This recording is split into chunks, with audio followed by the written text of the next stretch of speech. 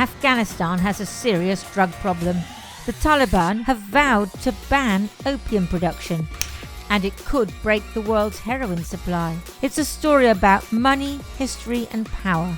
But can the Taliban afford to ditch the drugs? Or will the ban fail and leave them in charge of one of the world's biggest narco-states?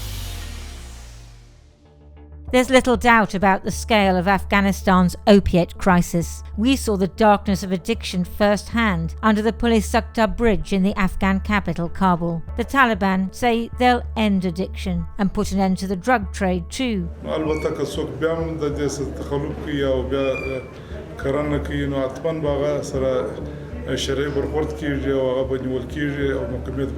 But drug problems at home are only one reason the Taliban wants to impose its opium ban. Since the regime returned to power after the chaotic withdrawal of the US and its allies, the Afghan economy has slumped, hit by multiple crises. The Taliban hope that a ban on opium would lead to the easing of Western sanctions and the unfreezing of Afghan assets.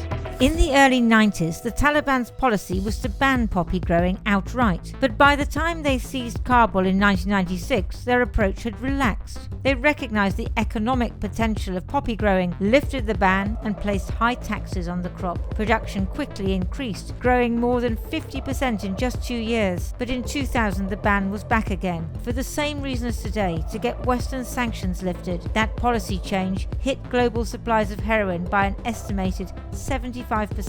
But just a year later, there have been a series of terrorist attacks in the United States. 9/11 reshaped the world entirely. Under pressure from farmers, the Taliban had again relaxed their ban on growing poppy. Now, they were the West's public enemy number one because they had hosted the 9/11 masterminds. NATO forces invaded in 2001 and removed the Taliban from power for 2 decades. But under Western-backed Afghan governments, the drugs trade thrived. When the British were in Helmand, based here in Lashkar, they tried and failed to get rid of opium. The Taliban did have some success back in the 1990s, and they say they're going to do it again. But it's very hard to see how they can manage to do that if sanctions remain in place.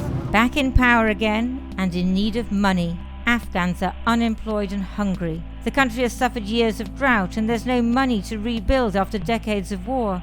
Afghanistan's economy is teetering on the edge, but without opium and other drugs, it would be much worse.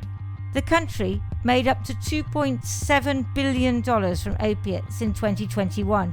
That's 14% of the country's GDP. It's by far Afghanistan's biggest export. Add the value of all legal exports together, and it's still way behind opiates at just 9% of GDP. And what's important to Afghanistan's economy is crucial to the global supply of illegal drugs. The country produces 85% of the world's supply of opium. The 2021 opium harvest was the 5th year in a row where production hit more than 6,000 tons, which could potentially yield up to 320 tons of pure heroin trafficked to markets worldwide. 95% of heroin that makes it onto the UK streets originates from Afghanistan. Afghanistan is also the world's second largest supplier of cannabis resin, also known as hashish, and is becoming a major methamphetamine producer, which has been described as an emerging global threat by the UN.